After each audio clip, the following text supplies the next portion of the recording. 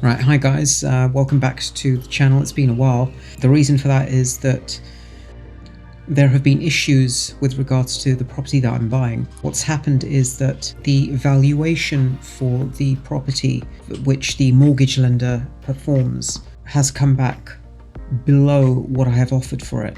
Now, to many of you that would indicate that I'm offering to overpay. That's actually not the case, because I know that I can make money from this property, so it works for me. There might be other people who they might buy it and they'll end up losing money on it, or they won't make as much money, but with me I can make money on this. So for me it's actually worth me paying what I've offered. So to remind you, I offered £98,500 for this property in Darlington, and the valuation came back at £85,000.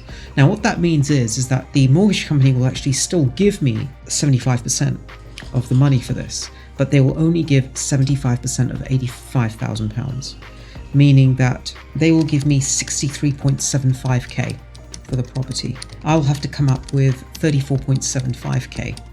Previously I was going to have to come up with somewhere around 25 grand, but instead now I have to come up with 35k. Now for me that doesn't work. That will throw my figures out, and that's no good for me.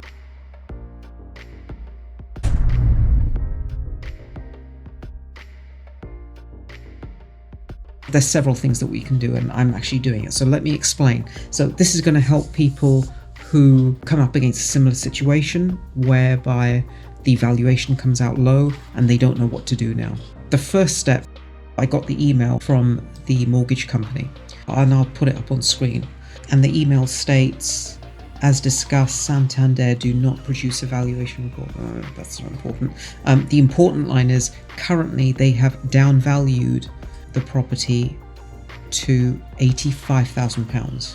Now what we're doing is I'm going to try and negotiate this deal and make it happen. I still think that I can make it happen, but don't know for sure.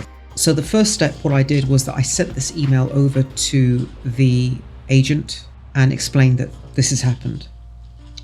And I said, look, can you ask the vendor to see if they're willing to come down in price? The reply I got was basically no, they don't want to come down in price. However, this is just the opening stage of negotiations. It's a strategy, and I don't know if it's going to work, but we're going to see what happens. So the first step was to inform the seller that, look, your property's been downvalued to £85,000. So that at least now they're mentally that, hey, we're not going to get 98.5 for this. So I'm just laying down the groundwork. Negotiating is part of a game, and we're playing the game now. So this is what the vendor wrote back. I've spoken to the vendor regarding the undervaluation of the property. As you can imagine, he was not overly pleased. He's angry with the surveyor. Basically, he's blaming the surveyor that the surveyor hasn't done a good enough job, which is fair enough. He's angry. He said that they already reduced the price of the property, as he was aware the property just needs some TLC. Yep. He said he's not prepared to reduce any further. That was his final say. So I said, okay, that's fine. So what I did was, again, this is all part of the game. This is all part of negotiations. What I said to the agent, I said, look, can you send me some comparables, some properties that have sold in the area for a similar price that I'm offering? She did send some comparables, but a lot of the comparables weren't really that great. And I know that she's struggling to find a comparable. I think she knows that maybe the price is a little bit high.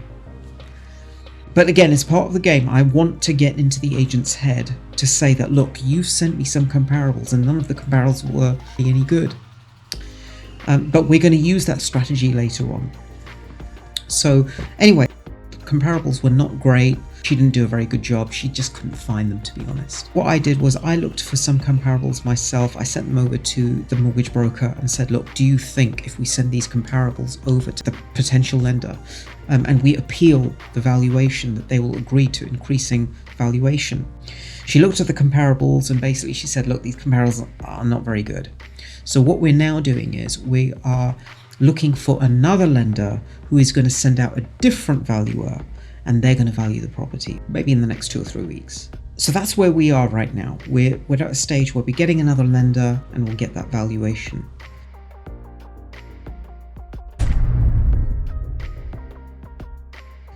Now remember, this is a game we're playing, and it's a negotiation. It's not an open and shut case. The seller wants to sell. There is absolutely no doubt about that. But the issue is getting a price that works for both of us.